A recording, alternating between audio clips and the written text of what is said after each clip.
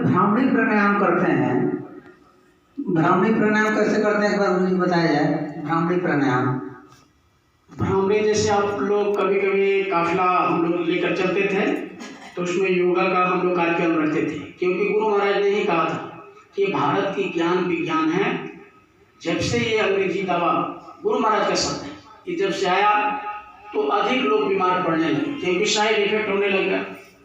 तो इसलिए ये अपनी जो योग विद्या है, आगे लोग इसी से ठीक होंगे, ये गुरु महाराज का शब्द है। बहुत भविष्यवाणी की है गुरु महाराज, जिसमें ये भी है कि आगे जितने भी सुई है टिकिया खत्म हो जाएगा और लोग पेड़ पौधे के पत्ते से भारत के लोग ठीक हो जाएंगे, ये गुरु महाराज।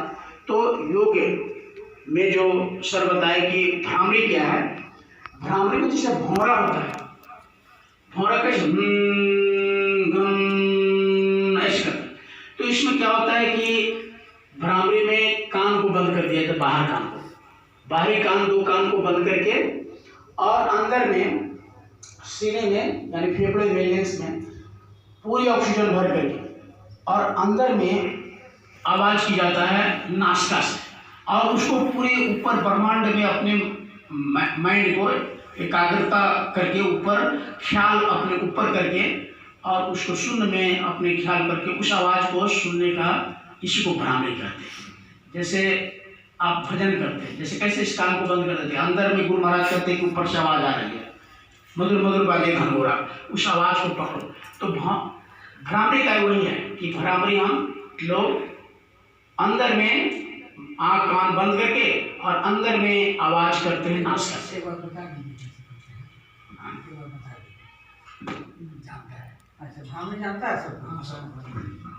भ्रामरी प्राणायाम का अभ्यास यदि 27 बार किया जाए प्रतिदिन, तो हमारे फेफड़ों में जमा हुआ कफ, वर्षों पुराना कफ बाहर की तरफ निकल जाता है। अभी हम देखें कि जय गुरुदेव का जिस तरह से आप लोग उच्चारण कर रहे थे, यदि 54 बार उसका अभ्यास किया जाए तो वही लाभ, भ्रामरी का अभ्यास का जो लाभ होता है, वही जय गुरुदेव के उच्चारण से आपको वही लाभ मिलेगा, ऐसा हमको पूर्ण विश्वास है। तो प्रतिदिन आप लोग 54 बार जय गुरुदेव का अभ्यास करेंगे। जब हम लोग किसी भी ध्यान के आसन में बैठते हैं तो अपने आँख को, हाथ को और पैर को बांध देते हैं एक तरह से। तो इसका क्या लाभ होता है, हमारे आँखों से हमारे शरीर का 80% ऊर्जा निकल जाता है। जब हम आँख बंद करते हैं तो 80% ऊर्जा हम अपने शरीर के अंदर रोक लेते हैं। जब पालथी मार के हम बैठते हैं तो हमारा 10% ऊर्जा हमारे पालथी मारने से रुक जाता है, और जब अपने हाथ को लॉक करते हैं, बांध देते हैं, तो 100% ऊर्जा हमारे शरीर के अंदर ही भ्रमण करने लगता है, जिससे आध्यात्मिक जागृति होती है। और अध्यात्म से बहुत लोग इसलिए नहीं जुड़ पाता है कि अध्यात्म का भी 4 स्टेज है। लगभग प्रत्येक मनुष्य का 400 बार जन्म होता है, 600, 800 या बहुत व्यक्ति का 1000 भी जन्म होता है इस पृथ्वी पर। जिस तरह से बच्चा जन्म लेता है, फिर वह बड़ा होता है, किशोरावस्था में आता है, फिर जवान होता है और बूढ़ा हो जाता है। यह 4 अवस्था में मनुष्य का जीवन चलता है। ऐसा ही आध्यात्मिक जागरण भी 4 अवस्था में चलता है। जब बच्चा जन्म लेता है तो उसको किसी भी चीज़ का ज्ञान नहीं होता है, और जब बड़ा होता है, किशोरावस्था में आता है, तो उसको कुछ ज्ञान होने लगता है। फिर जब वह जवान होता है, अपने जीव को पालन करता है, उसको पूरा ज्ञान लगभग सांसारिक मिलने लगता है, और अंत में बुढ़ापा में उसको बहुत सारा अनुभव मिल जाता है, ज्ञान मिलता है, और अंत में वह शरीर त्याग देता है। उसी तरह से मनुष्य के साथ भी है।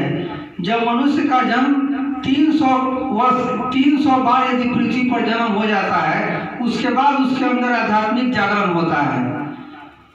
आदि गुरु शंकराचार्य जब 5-6 साल के थे, तभी उनको सारा चीज का ज्ञान हो चुका था, ऐसा आप लोगों ने सुना होगा। तो बाकी के जन्म ऐसे ही नहीं उन्होंने बिताए। बाकी जितने भी जन्म के अनुभव होते हैं वो भले ही हमको नहीं याद रहता है, लेकिन हमारे आत्मा को सभी चीज याद रहता है। और वेद व्यास जिन्होंने महाभारत लिखा है, उनको लिखने नहीं आता था, बिल्कुल लिखने नहीं आता था, और उनको वेदों की रचना करनी थी। तो उन्होंने भगवान गणेश को याद किया और कहा कि मैं जो भी बोलता हूँ उसको आप लिखना शुरू कर दीजिए, क्योंकि हमको लिखना नहीं आता है। तो भगवान गणेश बोले कि हम उसी शर्त पर लिखेंगे जब आप कंटिन्यू एक बार ही में ही सारे शब्द को बोलते जाएंगे, ब्रेक नहीं लेंगे, आंख नहीं खोलेंगे, तब तक हम लिखते रहेंगे। एक बार आप उसको ब्रेक ले लीजिएगा, खोल दीजिएगा, फिर हम उसे लिखना बंद कर देंगे। तो वेद व्यास आंख बंद किए और बोलना शुरू किए और 18 पुराण लिख गए। 18 पुराण बोलते बोलते लिख गए। उनको जानकारी बिल्कुल भी नहीं थी लिखने की, लेकिन जो भी हमारा जन्म होता है, जन्म से जो भी हमको अनुभव मिलता है वो हमारे आत्मा में निश्चित रूप से रहता है, भले हमको याद रहे अथवा न रहे। लेकिन जब हम ध्यान करते हैं तो ध्यान से वो पुनर्जन्म में जो भी अनुभव हम लोगों ने लिया है वो हमको मालूम चलने लगता है। और